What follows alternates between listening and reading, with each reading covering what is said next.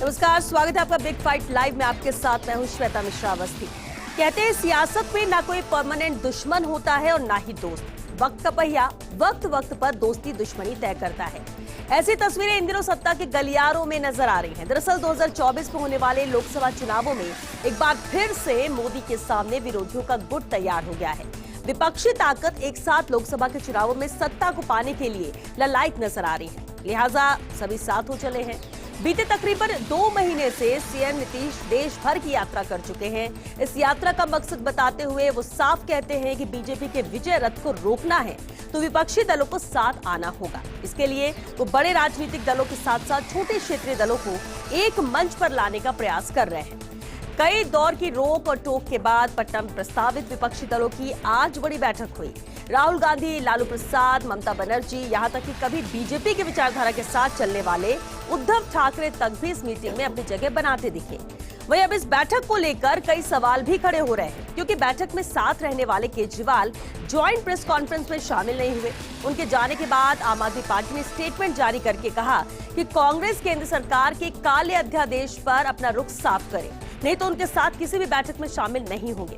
अब सबसे बड़ा सवाल यह है कि एकजुटता के एजेंडे पर हुई ये बैठक कहां तक अपने एजेंडे साथ रख पाएगी। आज चर्चा इसी खास मुद्दे पर।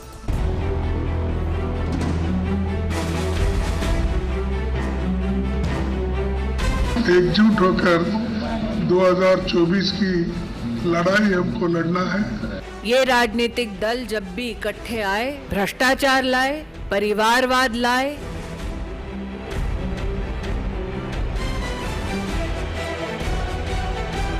हिंदुस्तान की नींव पर आक्रमण हो रहा है। बीजेपी और आरएसएस आक्रमण कर रही है। स्वार्थ का गठबंधन, निशाने पर हिंदुस्तान।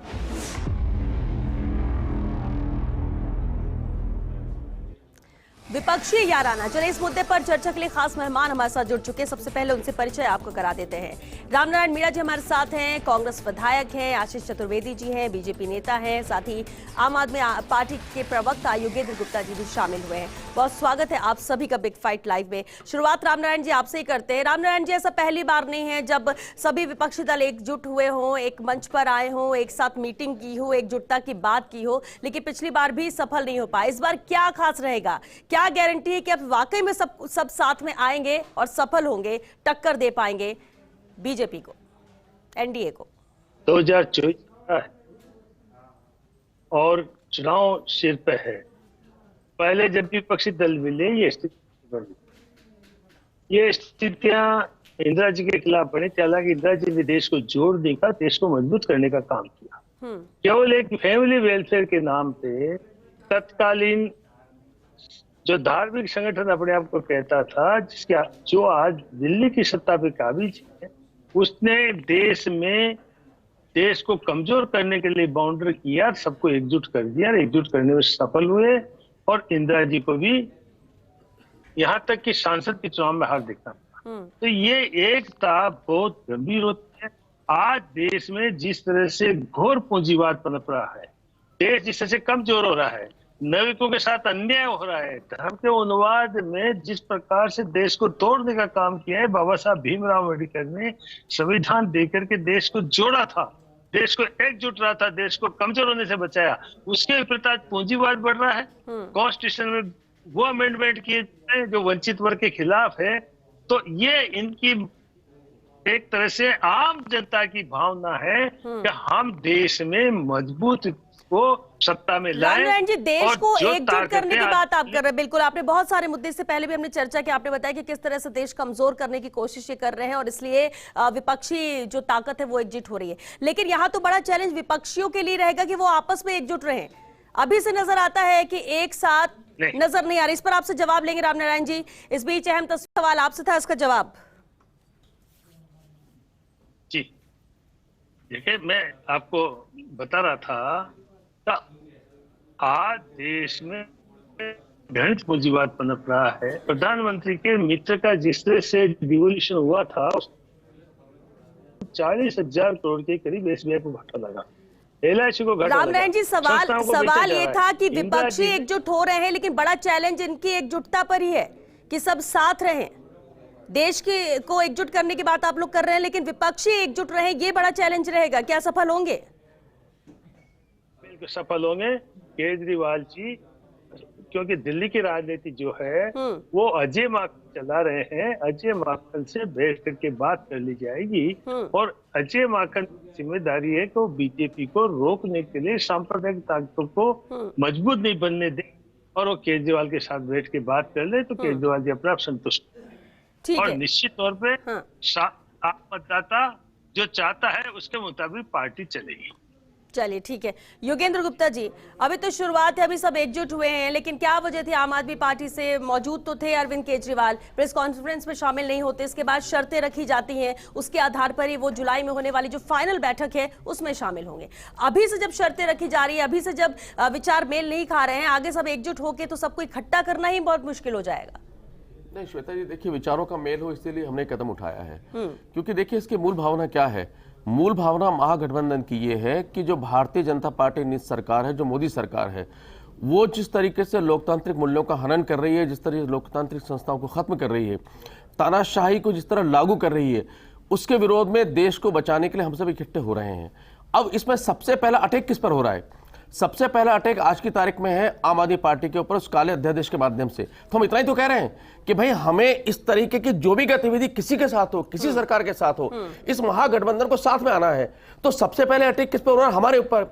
तो महागठबंधन के सारे लोग तैयार हैं, कांग्रेस अपना स्टैंड क्लियर नहीं कर रही है। हम इतना ही तो कह रहे हैं कि भाई आप भी स्टैंड क्लियर कर दीजिए ताकि हम लोग साथ में चल सके। इसमें मुझे नहीं लगता कोई बुराई है या कोई गलत है। कांग्रेस को तो अपना बड़ा दिल बताते हुए बाकी लोगों के साथ में रहते हुए आगे आना चाहिए और ये कहना चाहिए कि हाँ, जब बाकी 14 दल साथ में तो हम भी आपके साथ हैं। जब राज्यसभा आएगा इसका विरोध करेंगे, बात में खत्म हो जाएगी, सब साथ में है। इसके अंदर कोई अंतर्विरोध वाली बात है ही नहीं। तो हमने अपना स्टैंड पहले दिन से क्लियर रखा है, आगे भी क्लियर है, और हमें उम्मीद कर रहे हैं कि कांग्रेस जल्द से जल्द अपना स्टैंड क्लियर करे ताकि ये महागठबंधन मजबूती से आगे बढ़ सके। ठीक है। आशीष चतुर्वेदी जी, ये जो विपक्षी याराना है आज नजर आया बैठक के दौरान, ये कितनी बड़ी चुनौती बीजेपी के लिए रहेगा, 2024 के लिए रहेगा? किस तरह से बीजेपी से देख रही है? 300 के पार तो आ चुकी है, लेकिन अब पूरी कोशिश यहाँ 2024 से जीत की है, लेकिन दूसरी तरफ मजबूती के साथ ये एक साथ हो रहे हैं। श्वेता जी, दो बातें हैं जी कि ये जो विपक्षी दल की जो एकता है, तथा कथित एकता, ये बनी रहती है या नहीं बनी रहती है। जिस तरह के समाचार आ रहे हैं, जिस तरह से आपने भी जिक्र किया कि प्रेस कॉन्फ्रेंस में आज आम आदमी पार्टी ने शामिल नहीं हुई, तो अगली बैठक में हमको देखना पड़ेगा कि ये उसमें शामिल रहते हैं या नहीं रहते हैं। और दूसरा हमको ये समझना होगा कि अगर ये एक सारे दल एक भी हो जाते हैं, जैसे राम नारायण जी भी जिक्र कर रहे थे, 1977 का जिक्र कर रहे थे, तो 1977 में विपक्ष एकजुट हुआ था, 1989 में विपक्ष एकजुट हुआ था, लेकिन हमको ये समझना होगा क्या वो परिस्थितियां आज देश में हैं। मोदी जी 9 साल के शासन के बाद देश में सबसे ज़्यादा लोकप्रिय हैं, और पूरे देश में नहीं पूरे विश्व में लोकप्रिय बने हुए हैं। लोकप्रियता उनकी निरंतर बढ़ रही है। देश की अगर अर्थव्यवस्था की बात करें तो तीव्र गति से बढ़ रही है। आज भारत पूरी दुनिया में सबसे तेज़ गति से बढ़ता हुआ देश है। देश में अगर हम बात करें तो महंगाई जो है वो कंट्रोल पैरामीटर में है। हमको ये समझना होगा कि क्या वो स्थितियां अभी है क्या देश में, तो देश में वो नहीं है। और दूसरा, सपोज ये एक भी हो जाते हैं, श्वेता जी मुझे आप बताइए, भारतीय जनता पार्टी ने 2019 में 303 सीटें जीती थी। 303 सीटों में से 224 सीटें ऐसी थी जहां भारतीय जनता पार्टी को 50% से ज़्यादा का वोट मिला था। ये बार बार एक बात करते हैं कि हम जो भारतीय जनता पार्टी के खिलाफ विपक्ष का एक उम्मीदवार उतारेंगे। तो योगेंद्र जी को भी बताना चाहिए और राम नारायण जी को बताना चाहिए कि पंजाब में आम आदमी पार्टी की सरकार चल रही है, जिसके खिलाफ कांग्रेस के नेता आए दिन वहां पे धरने प्रदर्शन करते रहते हैं, और कांग्रेस वहां पे मुख्य विपक्षी दल है। तो क्या ये पंजाब के अंदर एक उम्मीदवार उतारेंगे भारतीय जनता पार्टी के खिलाफ? केरल की अगर हम बात करें तो केरल में श्वेता जी एलडीएफ की सरकार है और मुख्य विपक्षी दल कांग्रेस यूडीएफ है। तो बहुत सारे अंतर्विरोध हैं। बंगाल की बात करें तो बंगाल में अधीर रंजन चौधरी जी जो इनके लोकसभा में नेता प्रतिपक्ष हैं और बंगाल कांग्रेस कमेटी के अध्यक्ष हैं, वो आए दिन ममता बनर्जी के खिलाफ बयान देते रहते हैं। तो हमको ये समझना होगा कि दोनों ही चीज नहीं हो रही, न तो विपक्षी एकता हो पा रही है, और विपक्षी एकता अगर हो भी जाती है तो भी जिस तरह की भारतीय जनता पार्टी की सरकार की नीतियां हैं, जन कल्याणकारी नीतियां चल रही है, मोदी जी की जो लोकप्रियता है, आप मान के चलिए जिस तरह से देश ने गठबंधन का एक दौर देखा है और फ्रैक्चर्ड मैंडेट वाली सरकारें देखी, हमने 4 सरकारें देखी है गठबंधन की। अगर हम बात करें वीपी सिंह जी की बात करें, चंद्रशेखर जी की बात करें, हम देवगौड़ा जी सरकार की बात करें, इंद्र कुमार गुजराल की बात करें, जो कांग्रेस के समर्थन से थी और कांग्रेस ने उसको विड्रॉ कर लिया था।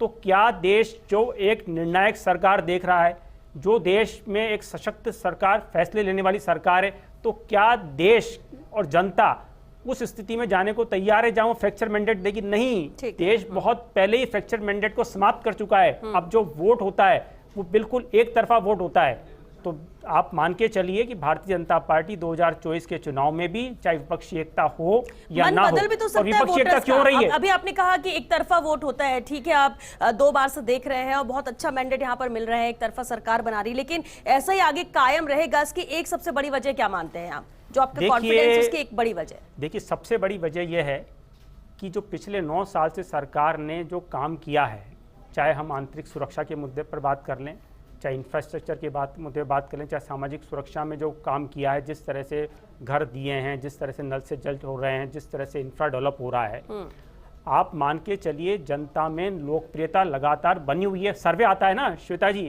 हर महीने जो है सर्वे आता है, जो एजेंसियां सर्वे कराती कि प्रधानमंत्री आप कह रहे लोकप्रियता वैसे ही बरकरार है, कोई मुश्किल नहीं आने वाली है, महागठबंधन जो कोशिश कर रहे हैं एकजुट होकर, उसका भी कोई फर्क नहीं पड़ेगा आम जनता पर, आप ये कहना चाह रहे हैं? रामनारायण जी, आपने सुना आशीष जी ने क्या कहा, कॉन्फिडेंट है वो अपनी बात को लेकर। उसकी एक वजह ये भी है कि अगर एकजुट हो भी जाता है महागठबंधन, तो ये आज खुद खड़गे साहब ये कहते हैं कि अलग अलग राज्यों के लिए हमें अलग अलग रणनीति बनानी पड़ेगी, यानी एक राज्य में जो आप प्लानिंग करेंगे वो दूसरे राज्य में लागू नहीं होगा।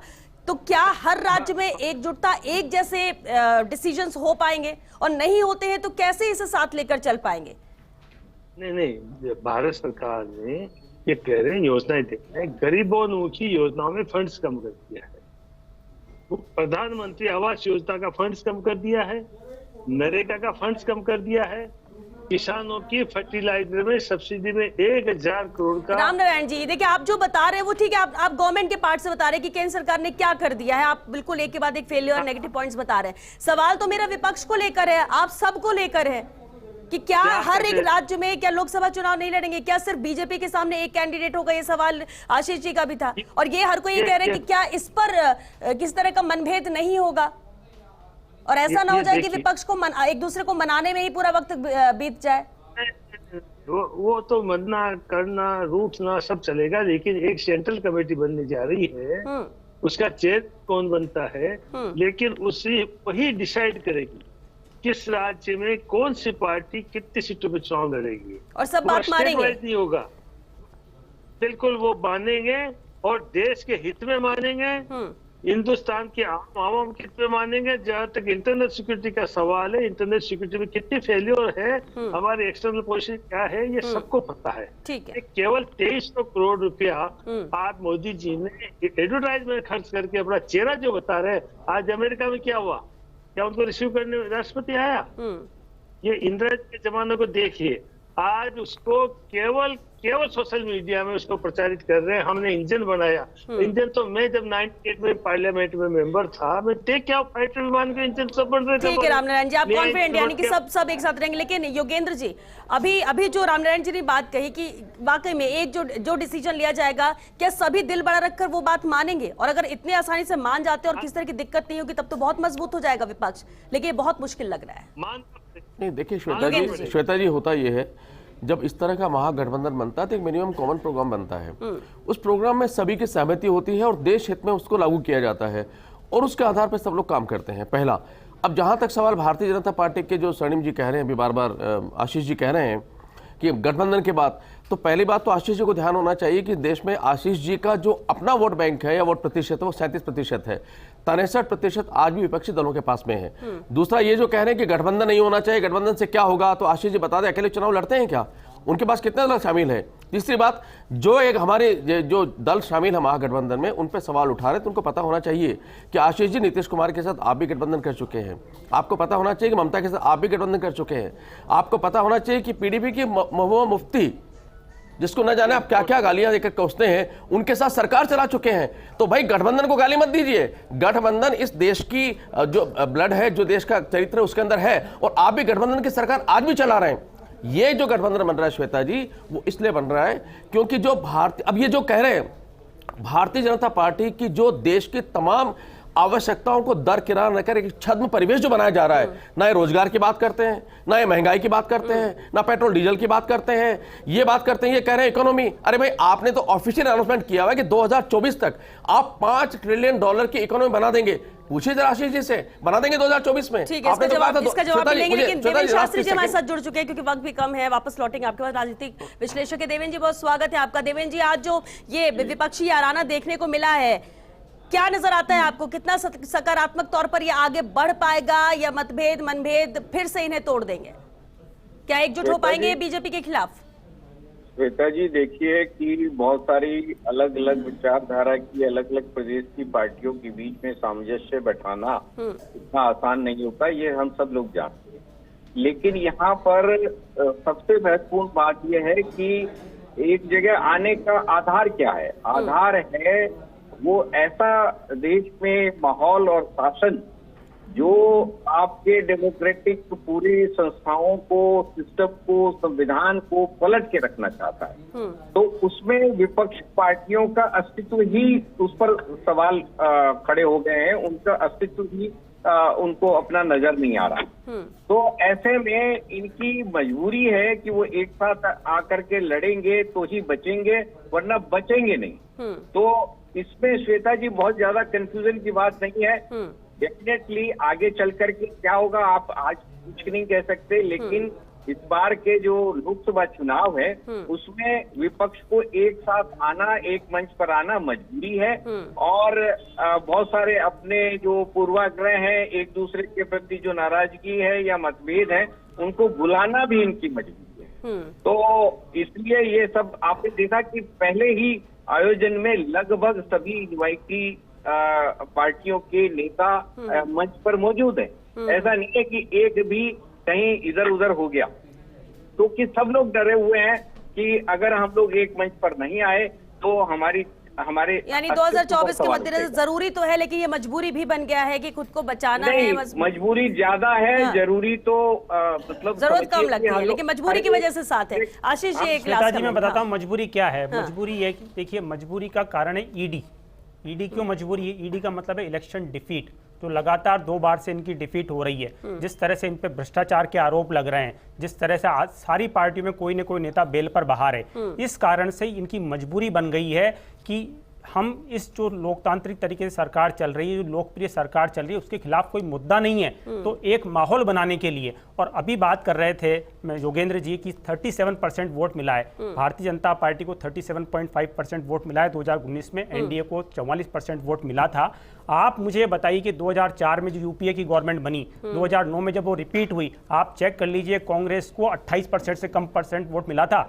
ये पहली बार हुआ है जब देश ने 1985 के बाद में एक निर्णायक बहुमत से सरकार दी है, और जनता उस निर्णायक सरकार के फैसले को देख भी रही है, और जनता बहुत खुश है। देखिए, अल्टीमेटली पड़ेगा कि पास में कितने % रहा, उससे ज्यादा अहमियत अब ये रखेगा कि प्रेजेंट के आधार पर फ्यूचर में क्या मिलता है। यानी 2023 के जो विधानसभा चुनाव, उसके इतर 2024 का जो लोकसभा चुनाव, जिसके लिए ये सब एकजुट हो रहे हैं, उसमें कैसे जीत मिल पाती है और किसका वोट % भी बढ़ता है। बहरहाल, क्योंकि वक्त खत्म हो चुका है, बहुत शुक्रिया आप सभी का इस चर्चा में शामिल होने के लिए।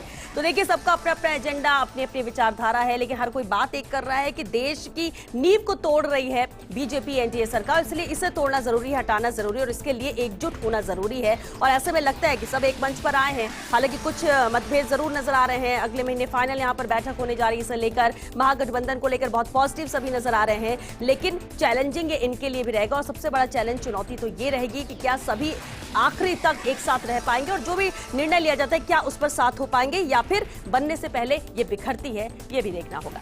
चलिए, इसी के साथ हमें दीजिए इजाजत। नमस्कार।